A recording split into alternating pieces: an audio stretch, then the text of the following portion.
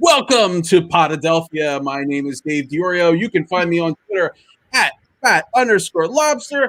And I am joined by a pair of missed Ben Simmons free throws. What's up, Sarah and Gene? Hey, Dave. Hey, Gene. I have never been compared to an Australian in a favorable light. So I'm just happy to continue that trend. My name is Sarah Siders. You can find me on Twitter at Sarah Siders. You can find the show at Podadelphia. You call that a knife? I've seen you played knifey spoony before. My name's Gene Zelak. You can find me on Twitter at Producer Gene. And speaking of lighting, I'm trying something a little different. So hopefully there's a little less darkness in the home studio. I like it. And tonight we throw one more shrimp on the Barbie because we have Jason Blevins with us from the Painted Lines, who's going to help us preview everything Sixers and NBA playoffs. What is up, Jason? Crikey. Good day. What is that thing if you say like razor blades in Australian accent? It says like rise up blades. No, I got that wrong. I'll figure it out before we move on. But no idea. It sounded like something that you wouldn't want to do at Halloween, though. It's like, all right, say razor blades in Australian accent. Nobody's coming to your house next year. By the way, have I told the? It's raise up lights. And if you say it in an Australian accent, it sounds like you're saying razor blades. Oh, because that happens all the time when you're calling a theater show in Australia. You got to be really. Sometimes careful. when we start the show, I say rise up lights, and you say, "What about the razor blades?" I don't know. All right, already off the rails. I love it. Sharp. Super early. We're sharp tonight. Like rise up blades. Have I told the Ben Simmons cocaine story on this podcast before? Is that the White Lines Fever? White Lines, okay. White Line Fever. Yeah. It's a good one. One of my all-time favorites. I don't need to tell it again. It's a things. Check our archive. And even though we all speak English, things mean different things in different countries. Well, let's start with the Australian because I'm sure by now the Sixers have won their first round game one matchup against the Wizards, and let's start with Ben Simmons because it feels like that's where all the polarization is circling around, and we were talking a little bit before the show, and it's. The entire city of Philadelphia is frustrated with Ben Simmons, and this win felt more like a loss. Is that the vibe everyone's getting? Well, I don't know. I don't listen to sports radio. Go ahead. I don't listen to sports radio either, but isn't that just Ben Simmons' thing? Like the dude cannot buy a break with this fan base. People have been. Any little thing he does, it's, he can't hit a three.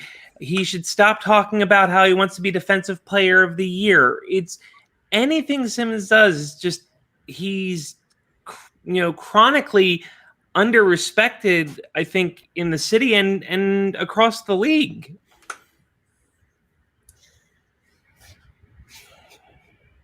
Here's what so it's like the people that I interact with, no one is saying that. When I listen to sports talk radio or, I read Philly.com or whatever, there's a big problem with Ben Simmons. He went 0 for 6 down the stretch with free throws. That's an issue. He's not shooting. That's an issue. I don't know if you've heard the Doc Rivers, Mike Missinelli soundbite where they went at it about Ben Simmons shooting. And, yes, I don't know. I guess the talking points are, yes, I am in love with his defense and his shot creation for other players and his passing abilities. I just want him to shoot more. and the defense is that, well, he creates shots for other players. And so it snowballs into this. The city is up in arms with Ben Simmons, and we can't win a championship with Ben Simmons. Wow. This is news to me. I left that first game feeling very different, but I'll throw it to Gene or Jason. What are you guys hearing? What are you guys feeling? Well, I'll say this. I had the experience of listening to most of the first 3 quarters of the game rather than watching them, and I watched the fourth quarter. I definitely sort of went away from the Sixers game this weekend feeling like that was a team that had a week off, took a little time to get themselves going, but in the end, they did what they were supposed to do. I didn't come away feeling particularly disappointed in any of the players on the Sixers team. If anything, my big takeaway was how impressed I was with Tobias Harris. But this week has sort of generated this whole renewed conversation about Ben Simmons. And I always sort of lean on the fact that, like, if Ben Simmons was suddenly a knockdown jump shooter, if suddenly he could hit 2 3-pointers a game and average 20 points a game, he would suddenly become, for all intents and purposes, the greatest player in the history of basketball. That it's one of those things where I feel like these people that put this forward are trying to say, like, Ben, all you have to do is shoot and you can be the greatest player that has ever existed in the world, and are not willing to sort of understand that, like, it's possible that he's going to be a really great player that might have some flaws or perceived flaws in his game. And anyone who is a Sixers fan, or really anybody who's trying to generate this conversation about the Sixers, there's not a lot of juice in this Washington Sixers matchup. There's not like a deep-heated rivalry. It's not like those guys, like Westbrook is not a guy that a lot of people hate. So I feel like that's sort of where this conversation is sort of bubbling up from. If you're trying to generate views, clicks, chatter, you've got to hit it where people are going to argue with you. And there is definitively a side that is Ben Simmons if he doesn't hit a basket, doesn't score a point, is still very valuable to your team. And there are other players that are a whole other side that's like, if Ben Simmons doesn't have a triple-double, it wasn't worth having him out there tonight. So I think that that's where it all comes from. I have always been firmly in the camp of, I don't care if Ben Simmons, scores 10 points or scores 2 points. If he does those other things like rebound and get assists, he's probably helped the team win. And I would really have been interested to see what the conversation would have been had they lost. I think he would have taken an unfair amount of the blame. But I'm glad that we're not having that conversation. I'm glad they won. Jason, get in here. What are your thoughts on Simmons game one? Let's keep it with Simmons. Yeah. So, all right, I'll try not to go at the mindset of the fans where it has to be this, like, 2 camps that are in a religious war, because I think it's silly. I think there's a couple of things that can be true at the same time, right? But I would ask the 3 of you, let's go really quickly around, and I'm going to ask a question, you're going to give me a number. Ben Simmons is a top X player in the NBA. Sarah first. Oh, me first. Yeah. Oh, that's fun. I'm going to say he is a top 20 player in the NBA. Top 20. Gene. Top 10. Okay, Dave. I would go 20. I might lean maybe more towards 25. Okay. All right. So now, Ben Simmons is not a high school player. He is a grown adult at this point. He may have just turned 25 years old. I think that we are both a market that tends to look for polarizing players, and I think we do a disservice to Ben Simmons by infantilizing him, by saying that it doesn't matter that he went 0 for 6 from the line. It doesn't matter that he passed up a couple of shots that to me were just an aggressive player that was trying to break the will of an opponent would have flat out taken those shots at the rim. Forget the jump shots. Washington is not a disciplined defensive basketball team, and yet Ben Simmons, I'm going to give two examples, had a baseline drive that was a flat out rise up dunk on your opponent, get to the line, and one opportunity to hype the crowd up, put it on somebody's head. And he chose to dump it off to Dwight Howard. And Dwight Howard bobbled the ball. I think Dwight may have finished that, may not have finished that. But the fact is that a top 20 player in the league would have absolutely flushed that on someone's head. Another one where he had an open lane where the defense didn't rotate properly. The lane was open. It was in the second half, and he passed out of that. People are going to look at the 15 rebounds, but he's put in a position to roam on defense. He's going to get a lot of offensive and defensive rebounds by the nature of the way that they play him. They're going to point to the assists, but he passed up a lot of shots that a more aggressive offensive star would have taken. Can I jump in there real quick? Just because we talked about not wanting to infantilize him, but saying he's a grown man, he's 25. Are we looking for him to be a player that he isn't? I mean, is his game gonna evolve over the next 2 or 3 years, or is Ben Simmons and he's more inclined to be the facilitator than the guy to put it in the net himself? Sure, but he's not Chris Paul. And what happens is, against an undisciplined defense that really doesn't know how to wall him off and jump his passing lanes, where he becomes predictable and he leads to turnovers that become 2 points on the other end, he can look great by just passing up on shots and throwing the ball around and guys knocking down shots. But as you get into the elite teams where they really will game plan, and that was just game one, by the way, as you really get into the elite teams, they are able to play off of what his predictability. And I think he's more predictable than he should be at this stage. I'm not saying Ben Simmons should be jacking up threes. I'm not saying he should be taking pull-up jump shots. I think he should be working on those things. It's not there yet. I'm in the arena with him. I know it's not there yet.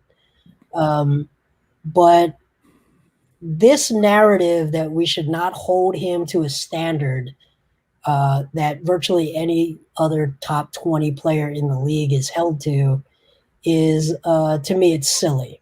It's almost like, we're putting him in the Rudy Gobert tier, where look at all the great things that Rudy Gobert does for a team.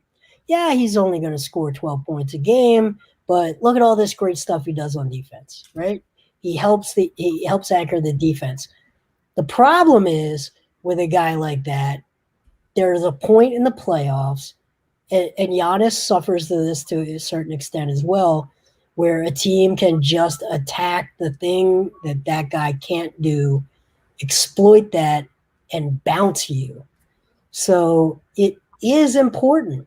And it's not saying that he's trash or that he is not an NBA player, not even an NBA All-Star. It is like, stop laying down on the railroad tracks for a guy that really does have a flaw. It's real. It's not real. And I think people did it with Carson Wentz as well.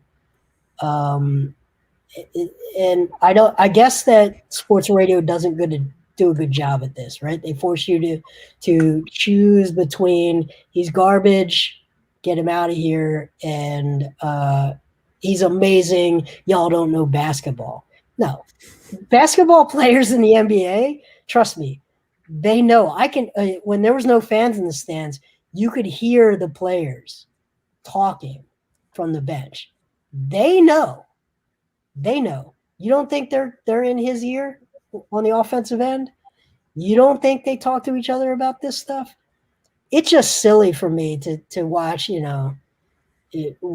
random Twitter people, tying themselves to the railroad tracks for a guy that really just, flat out went 0 for 6, and some of those free throws were in key moments, and they won anyway because Embiid knocked down 3 face-up jumpers, and you don't want to rely on face-up jumpers in the last 2 minutes. That's not the shot that you want, but he knocked them down, and they took that game. I think there's space between these two arguments, and How much? Doc Rivers, by the way, of course, Doc Rivers is going to only say nice things in public, because if they get bounced in the second round or the third round, he doesn't want to diminish his trade value. So I don't think it's all very obvious what he does well. Answer. Can you answer your own question? Ben Simmons is a top what player in the NBA? I would say I would say you guys had it right. I think he's a top 20 to 25 player in the NBA. And I think he, like Giannis, in the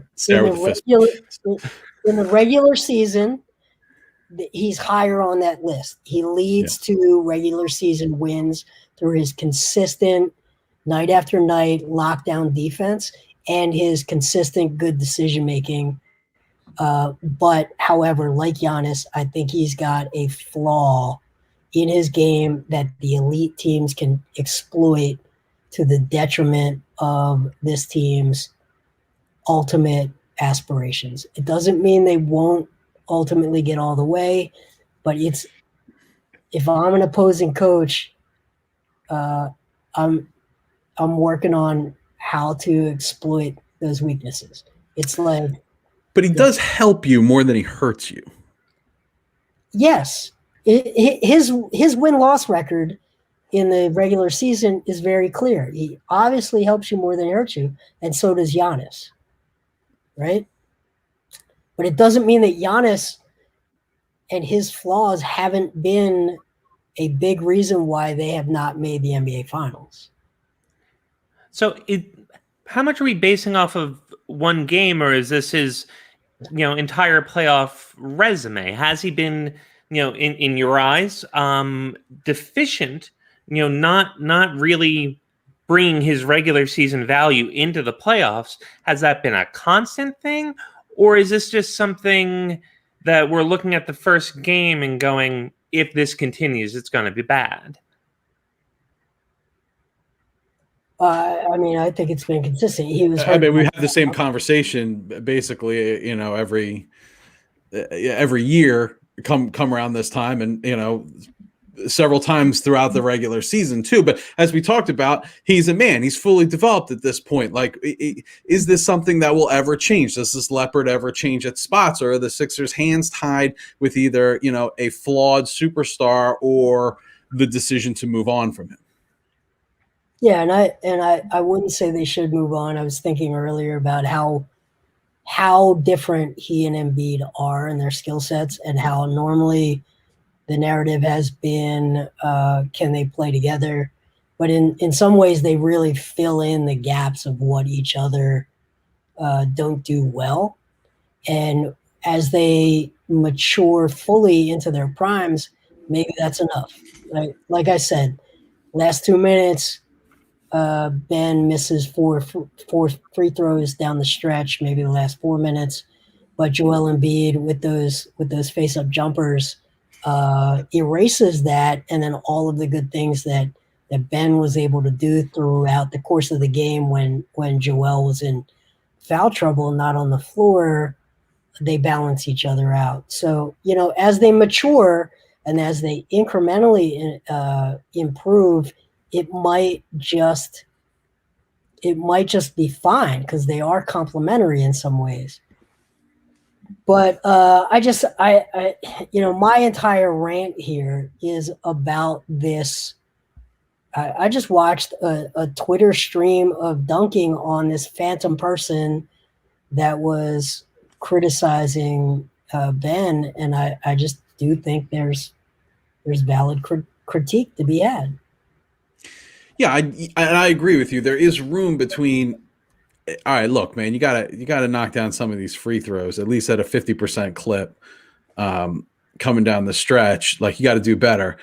There's room between that and you'll never win a chip with this guy. He's got to shoot threes. You just can't function with a player like that on the court, right? And I feel like I don't really hear that argument all that much from just people I interact with. I feel like this is like generated by Philadelphia media, that there's like this population that hates Ben Simmons with a passion that could fuel 1,000 suns or something. And I don't know, is it real? The sports radio guys aren't at the games, so I don't know. Like, watching on TV is a different experience than watching the games. But they also aren't in the locker rooms. They also aren't talking to the opposing players. They also aren't watching the opposing bench. There's a lot of things that you pick up on both sides. Yeah,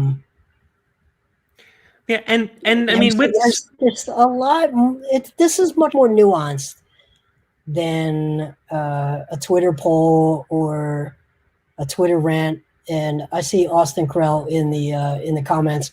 And Austin is one of those guys. Hey, Austin, I love you, and I'm gonna let you out here because I saw one of your prostrating defenses, and I didn't know there was attack, really, honestly, until you did a prostrating defense of Ben's game. I didn't know there was an attack on Ben's game. I will tell you that Austin, in the media section, watched a couple of his decisions. And we were shaking our head, and it wasn't his missed free throws. It was some of the other decisions where it just showed a lack of aggression, where he could have really put his stamp on the other team. But let's talk about a bit of nuance then. If sports radio, it's easy. They don't do nuance because I guess it's hard to pop in and pop out. Here we're getting something that's a good bit of nuance from a person from the YouTube channel that I can't pronounce your name, Eklaj. Sorry. But the expectation is that certain fan bases believe number one pick max contract players should not be a facilitator. That's a good point to be debated. And so often sports radio just doesn't have time for that. A guy's either a bust or he's a Hall of Famer. It's somebody, someone can't, play the game casually. They're indifferent, or they play with, blind passion. There's no room for a workmanlike player when they're a number one. Well, it's also frustrating because you're sort of a product of your environment with that. It's like, who did you want them to take? Brandon Ingram. Yeah. And then, like, what did you want to do? Ben's going to walk and sign a max contract with someone else. So, I mean. Yeah, it's like the sunk cost theory, too. Well, you picked him at number one. Would he have been better for a number two pick? Or would that be more reflective of his true value? No. Maybe. Oh, no. Okay. Then I just don't think that's the right conversation. I think let's just dive into, as a facilitator, we are going to look at raw assist stats. But as a facilitator against an elite defense, Can he run a pick and roll? Can you go under on a pick and roll when he runs it? Yes, you can go under on a pick and roll. And the Chris Pauls of the world and the James Hardens of the world are so deadly because you have to pick your poison when they get into certain actions. And there is no good choice. The only good choice is to switch up your coverages every time so that they can't get used to what you're going to do against them. But with Ben Simmons, very clearly he's not a pick and roll player because every time you can go under, you don't have to switch, which means he can't work a mismatch. If you want to have a Raul Neto on the floor, Ben Simmons can't work a mismatch in the pick and roll that you have to switch against because you can't go under. So that he can ISO Raul Neto, take him down low and score in the post. There's two reasons that doesn't work. It should work. He's 6'10", but it doesn't work for two reasons. One, he can't shoot, so you go under and you don't have to switch. And two, even if he gets Raul Neto in the post, he is not an elite scorer. His points per shot, flat out, the analytics say that is not a good shot, right? So the opposing defense is going to give up that 0.8, 0.7 points per shot, having Ben Simmons take a mildly contested post shot. So those are the things that just getting into the nuts and bolts of how a team will defend him, that he can't exploit, that a James Harden and a Kevin Durant and even a Kyrie Irving can do everything I just said, right? And I'm not a huge Kyrie Irving fan. A Joel Embiid will force you to pick your poison. Do you want to trap him? Do you want to double before the catch? Do you want to double from weird angles? But if he faces up, he can make you pay for your decisions. You're going to get some turnovers. The elite players will force you to pick your poison and then make you pay for that choice. And he's not at that level where he forces you to live with your choices. It's just reality. So, we can talk. There's been an amazing level of really, really good NBA players that can do so many things like he does. But the list of those Kobe and Shaq type players, those Dwayne Wade and LeBron James type players, those name your big two, right? All of those players had ways to force you to pick your poison and make you pay for that choice. And then you drop down to the next tier and you have the Sean Kemp and the glove, right? Gary Payton. Great players, but not winning championships because there were ways to deal with them. And that's where I think the nuance comes in. We should be real clear-eyed that just because you had a game where you took advantage in some ways of a Wizards team doesn't mean you're unstoppable and you're going to blast through all the way to the NBA championship. Well, let's talk about blasting all our way through the NBA championship. Which team would you rather face, the Knicks or the Hawks in round two? Oh, I don't think it matters at all. Okay, so we're blasting our way to the Eastern Conference Finals. No, I think they're blasting their way to the Eastern Conference Finals. But yeah, and this is really all. This is all just basically prelude to a Sixers-Nets matchup that is just going to have us absolutely banging our heads against the wall. Yeah, because I mean the Nets can. The Nets are going to do everything that I just said, right? Sure. All of this pick your poison stuff, they're going to do it all to you. And you're going to watch when it happens. And you're going to realize that the Sixers can't do that as many different ways for 48 minutes. I think the Knicks. I think Trae Young is a problem for the Sixers historically. I just think Trae Young is a problem for everybody historically. Yeah. I mean, he just does things that other players just don't do. He's just a very, very good guard. Yeah, I think they probably handle the Knicks a little easier. The games might be uglier with the Knicks, but I think it's probably I mean, that might even be a sweep. I think Trae Young has more lightning in a bottle potential against them in round 2. And I've seen what's his Herder light us up on more than one occasion as well. That gets so annoying to me, teams like that. I would have a lot more fun watching them play the Knicks, I think. Yeah. Here's my question, and watching over the last couple of incarnations of the Sixers playoff teams, how do you rank the sort of supporting cast around, let's say, Joel and Ben, and even maybe Tobias? I mean, we watched how far they went with the Jimmy Butler experience. You know, a lot of people say that was maximized. They went as far as they were ever going to go with that, even though they were really still a series away from even the NBA Finals. But are we better than the JJ Redick supporting cast? Are we better than Is this really the way that Daryl Morey could sort of put this team together? Is this the best version of a 10-man, 9-man rotation that you can put around Joel Embiid and Ben Simmons to have the best chance to at least get yourself out of the East and get into an NBA Finals? And then sort of it becomes a crapshoot. Yeah, I mean, so far, I think this is the best team they've had.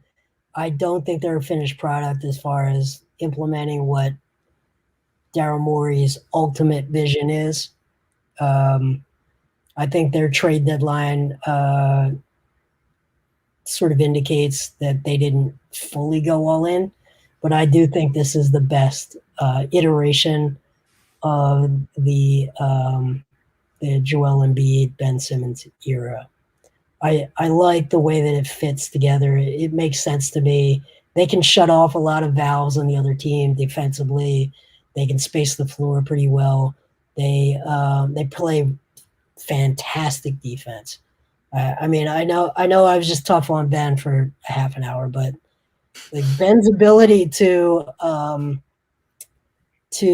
late in the game just go step up and take away the other team's best player. It doesn't matter really what position that player is or how big they are or how fast they are. He can just sort of, oh, you're feeling really good. Are you feeling hot? Oh, feeling good? Oh, good. That's nice. Nice. Good for you. And just shut that valve off.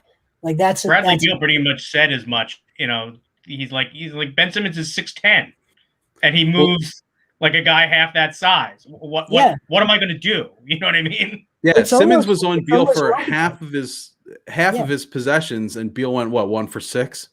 Yeah, it's in those possessions. Let him feel himself. Let the whole team sort of say, "Okay, Bradley's going to carry us," and then Ben steps out with 4 minutes left. He's like, "Nope, take it." So in a Nets series, you won't see Ben on Durant all the time.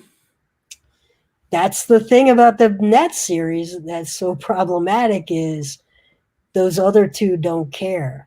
You want to oh, okay, we got Durant working, and Ben, you want to come out and turn that valve off? There's 2 other guys who just like sitting here waiting to get their shots. Like, they only got 12 shots so far. They're waiting for that fourth quarter. That's the problem with that the Nets really present. Is there anything the Sixers can do in the next 2 series to adjust their game to the Nets? Or is it just, hey, Sixers are going to roll the first 2 series, And by the time we see the Nets, well, hey, it was a fun season. Like, is there anything that either gives you hope or no? This is not a say, foregone conclusion. I refuse to accept that. No, I mean Joel Embiid is Godzilla. Yeah. So you have Godzilla on your team. And we established how great Ben is defensively. Maybe he doesn't have that killer instinct offensively, but he's a great asset defensively. What can they? Yeah, here you go. How can they put it together to get there? Yeah, I think the transition D is actually less of a concern in that series because I think the Nets just want to walk down and play at half court and ISO you and just make every shot. No, they can definitely get better, and I think they can get more confident. And they can believe in each other, and they can solidify some roles and some confidence. I think they've got a couple of players on the bench right now that are not in their sweet spot yet. So I think they can definitely get better over these next 2 series. And the Nets are going to have a tough matchup against the Bucks. So I know we're speaking very specific right now, but I mean just talking about the Nets really kind of gets my ire up. Are the Nets like emblematic of a problem that the NBA really kind of has on its hands here? Like, this team's bullshit, right? Like, they did no work. they did no work to get where they are. They just they're in a sexy city, and these guys decided they all wanted to go there at the same time. And that to me is just as bullshit as a tank job. Or, look, if people don't want to come to your cool ass city or whatever, you have to use what you have to try to get star players in your town, or else you can't compete. So, Oklahoma City, good luck. Charlotte, good luck. I mean, what is, like, how is the NBA going to fix something like this? Or do they, I guess they don't really care.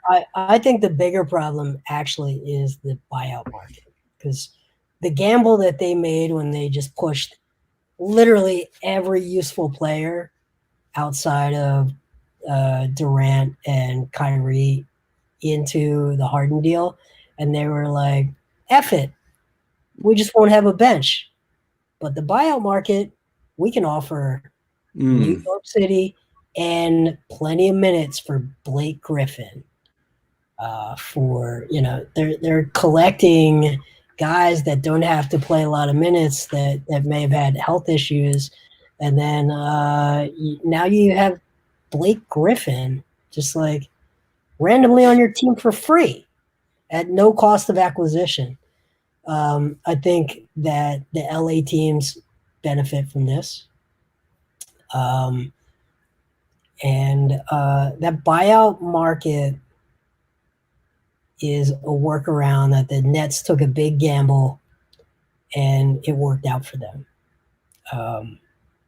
And that is, I think, a bigger factor than just the big markets attract the stars. I think that's definitely a thing. But just being able to sign these guys. The Sixers, one thing they didn't do when they didn't do a consolidation trade at the trade deadline, they just didn't have the minutes and the role to offer the buyout candidates to really add much to their team. And they whiffed on a bunch of centers that I think they were counting on being able to add to this team. And for all intents and purposes, they have 2 centers on this team, and if Dwight Howard goes on tilt, which he does, but and Joel Embiid gets called for 3 phantom fouls in the first quarter, which were bullshit. It's precarious, but that was the gamble that Morey took, that didn't pan out because they're pretty deep. They have 10 guys that, they're in that like 10 or 11 guys that do they get minutes in a playoff series or not? So they didn't have that obvious role that the Nets had. I just feel like a 2003 Red Sox fan or something, just like, this Yankee team's bullshit. Like, sign another pitcher, I don't need to just sign Roger Clemens, just sign the whole universe, whatever. And hopefully, we have some sort of, I don't know, justice prevails moment either this year or next year. I actually think that while this is a great punch, we're going to punch this year. Next year may be even a better punch. Oh yeah. Oh, this team is trending up. Yeah. Yeah. One thing before we get I don't know, we're trending away from the Sixers, but we have really not touched, we have really not touched on talking about Tobias Harris. What was the you takeaway? And your Tobias Harris love? We can talk about Tobias Harris, but you've been banging that drum before he was even a Sixer. I just and I think that of all of the good things that happened in the offseason, bringing Doc in, if only to fix Tobias Harris, whatever was ailing of his game prior to now. I mean, he has found he has found the player that he was that we brought in. So what is his sort of X factor in this whole situation? Is he that guy that when the other teams are trying to shut off Joel Embiid and whatever other things are going on offensively, is it fundamentally important for him to be able to hit his open shots and make those quick decisions? I feel like he is at his best when he is shooting quickly. That is when he is the most valuable. What are your takeaways on Joel on Tobias Harris? I just think he is exactly the type of player that benefits from the really good decision making, elite timing that Ben Simmons has as a facilitator, and the sheer gravity that Joel Embiid has. So I defy you to go back through those Tobias Harris 35 points and find me a spectacular play. So what he did was he exploited every decision and crevice that the Wizards had in that really Swiss cheese defense, and he went and he made just like a ton of very routine plays for 35 points. And he is a professional. He is an extremely unspectacular professional basketball player, and he is just perfectly suited to be that third guy on this team because of just the immense talents that the other two have. He is the beneficiary of it, and the only fear you have is, can he play hero ball in the last 2 minutes of a game where every other door is shut? He's got to take his man. He doesn't have a mismatch, and he's got to go get you that really tough contested bucket. And that I'm not sure again, we're talking about levels, right? And expectations. I don't think we should expect him to just carry a team through scoring over Kevin Durant with 5 seconds left on the clock in an ISO situation. But he just is an immensely unspectacucular professional. And you need those. Amazingly unspectacular. Yeah, I mean, I said it the other Best night. player to never be an all-star, right? He's just he exploits every hole and every weakness, and if you put a 6'3" guy on him, he's just gonna take him down to about 8 feet and score on him. It's just he does all those very, very routine basic things that a basketball player does at a high level, but he's just not.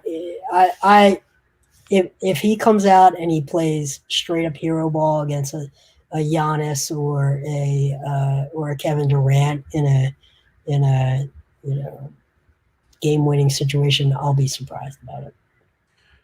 Okay, I want to save 15 minutes for you to go on a Dennis Leary like rant on the Philadelphia Phillies. But one last question: what, which one of the first round series do you find to be the most intriguing? If you could only watch one series, which one would you watch? God, it's going to seem cheap and easy to say it, right?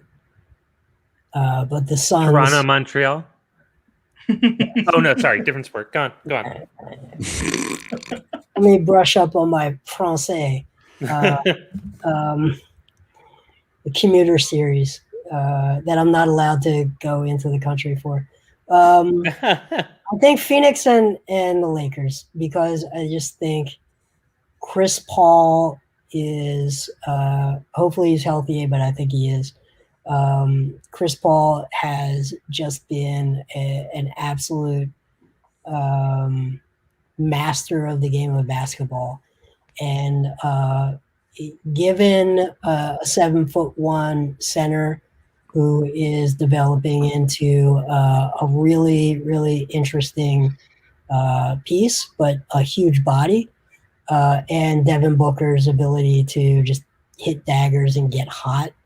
You put a basketball genius with a couple of pieces like that, and they're super interesting. And then you have the greatest player of all time, the smartest player to ever be involved in the game of basketball. Forget player, the smartest person, as far as I'm concerned, ever to be involved in this sport. On the other side, and I just find it to be fascinating. So, but there is something really fun about watching the Jazz lose. I don't find the Jazz worth 2 hours of my time personally. There's nothing about them that I find worthy of 2 hours of my day. Okay, fair enough. Maybe on mute, but they play it like past my bedtime. So. No, I'm not. I'm definitely not going to watch the replay, and they play after I'm trying to settle in and read a book. No, no. The Jazz. If the Jazz make it to the finals, like I barely watched the Jazz Bulls finals in the '90s. Like, I have to watch the Jazz. I'm forced to watch the Jazz twice a year. That's enough. Is that why you wouldn't pick Gobert for your All-Star team? Because you didn't play with the Jazz on the NBA Jam or whatever it was when you were a kid. Who? Wait, no. Are you talking about Karl Malone? Yeah, well, that's what LeBron said. Why Gobert went last is because no one played as the Jazz on Jordan versus the Bird or whatever on the Genesis. Look, if I was drafting a real team, like if we were doing a snake draft to like redraft the NBA, he'd be pretty high on the list because I really value that skill set for a team to win.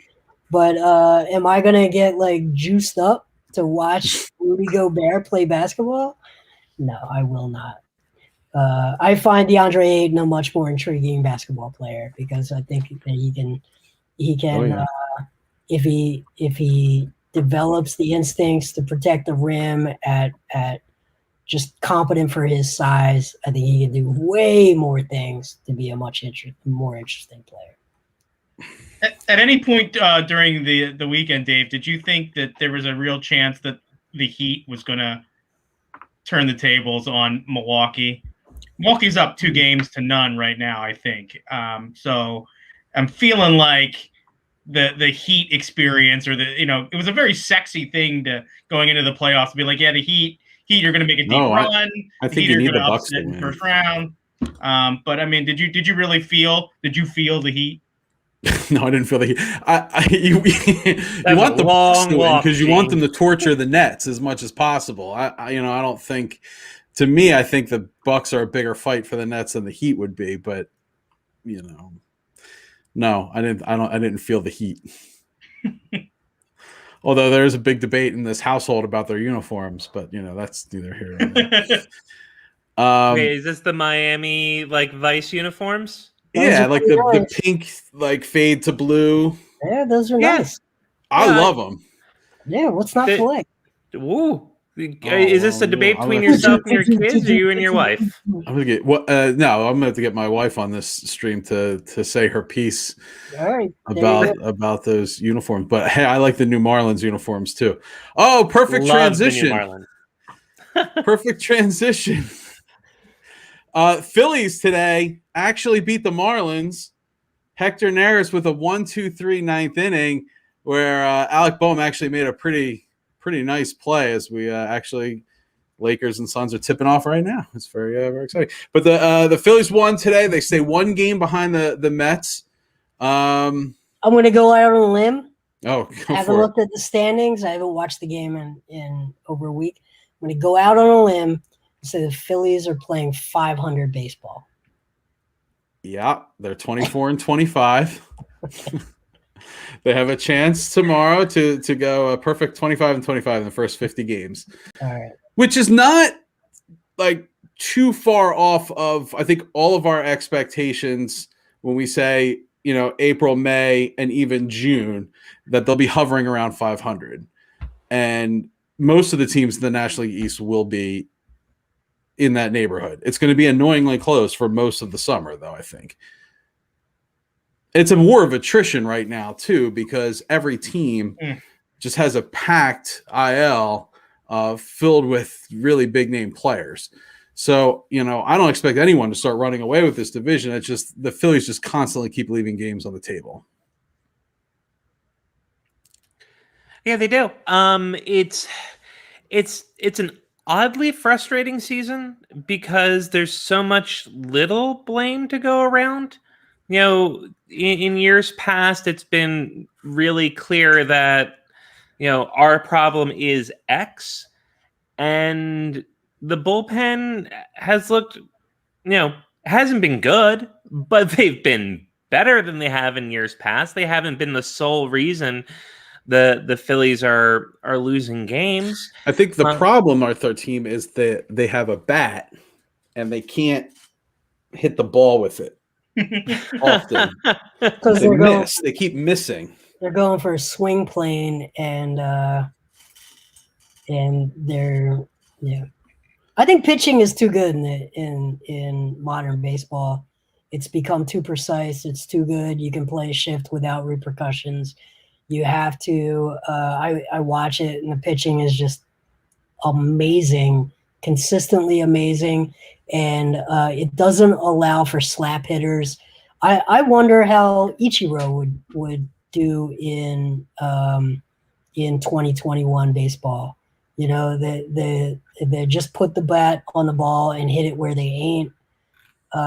Is easy for old heads to say, but then you watch the ball placement, and boy, these guys don't make a lot of mistakes. Well, I don't know if you saw the article by Ken Rosenthal on The Athletic about pitchers with foreign substances on the ball, and it's like a wildly rampant thing, like as rampant as steroids were.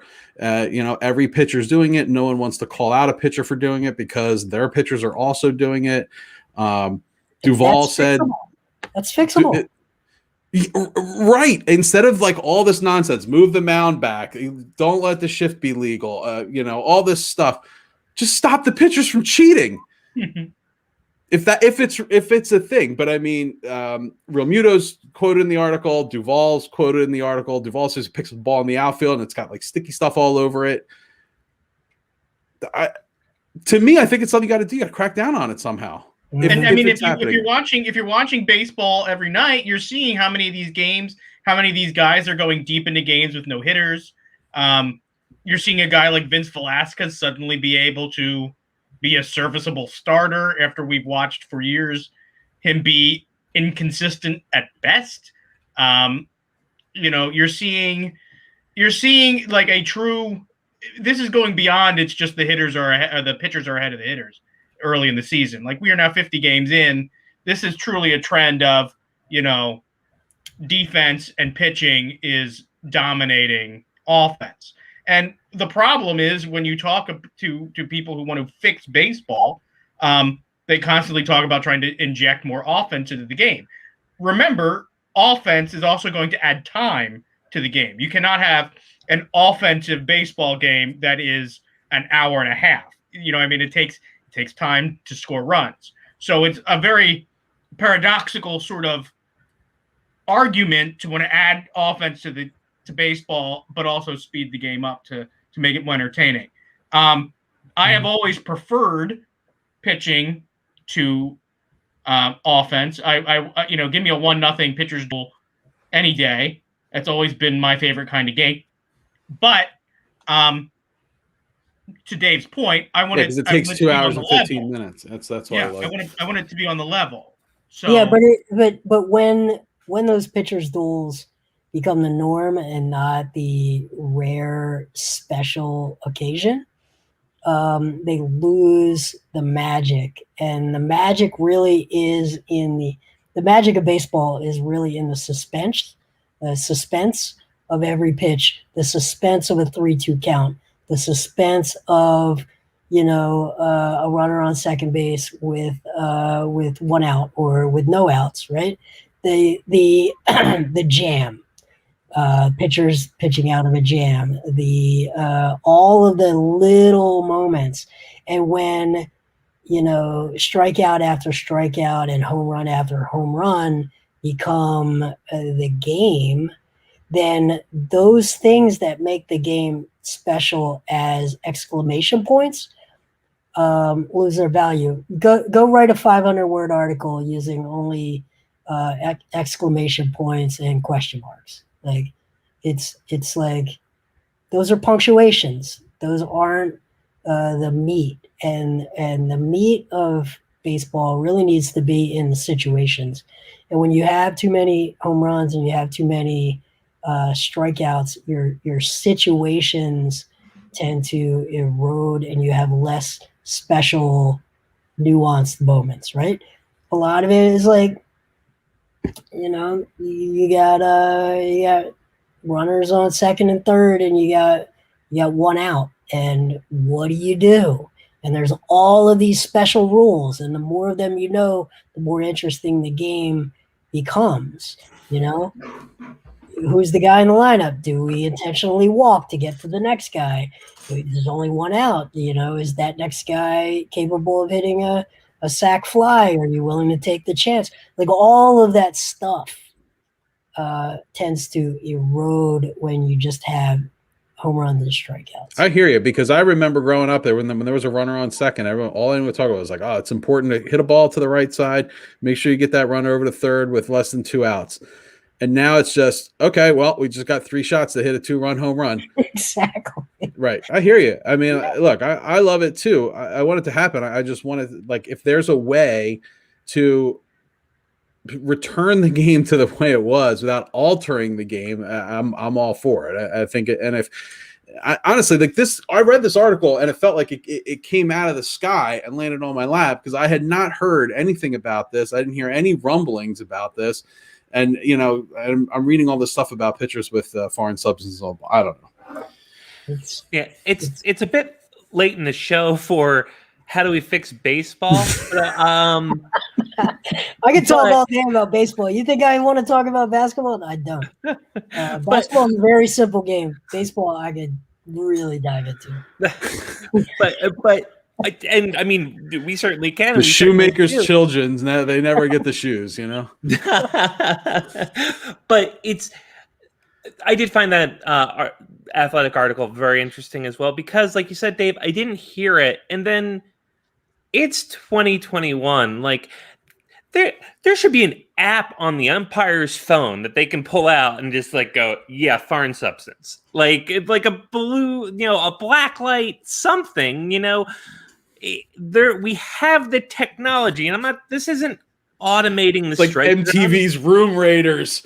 We're going out and checking the ball. Put the black light on. Yeah, sure, but I mean, like, the fact that it's like, all right, you have to have a clean cap, like only pitchers. We can have as many John Crux in the lineup as we like, but the pitchers have to have a clean ball cap. All straight bills when you go out there. Sure, it just seems like in this day and age, Foreign substances on the ball should be an easy fix. People are going to try to get it in with Vaseline, whatever, but the ump can go after every pitch. Hey, let me see that ball. Do a quick once over, break out the ball scanner 2000 app, whatever. And if it is a problem, it should be one that we can resolve at this point. And I don't think it robs the game of human error. I don't think it robs the game of that baseball is this old-fashioned sport that hasn't changed since the 1800s, even though it has. It's like Major League. It's like Bardol, Vagisil, and if the ump's watching me real close, I have a little jalapeno in my nose. Get it running real good.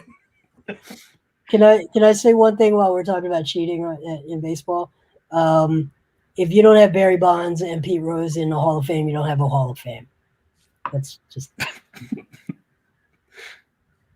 you don't have a Hall of Fame without those two guys. Joe West is going to be in the Hall of Fame, so fuck it, why not? But you got Pete Rose in there too. You don't have to endorse them as model citizens, but you don't have you don't have a Hall of Fame. But then you got to have Pete Rose in, right? No, I'm saying Barry Bonds and Pete Rose. Okay, all right, yeah. Otherwise, you don't have a Hall of Fame. Well, on that controversial note, Jason, anything you need to plug tonight? No plugs. Okay. Thanks to everyone who hung out. I love the work you guys do, so I appreciate you having me on. Yeah, thanks so much for coming on. We always love it, when you come on and talk baseball with us. Anytime. We'll have to do it again sometime. Yeah, let's break it down. Let's go all the way in. But that is all the time we have for it today. We'll be back next Tuesday, talking more Sixers. We'll be ready to start previewing round 2, hopefully.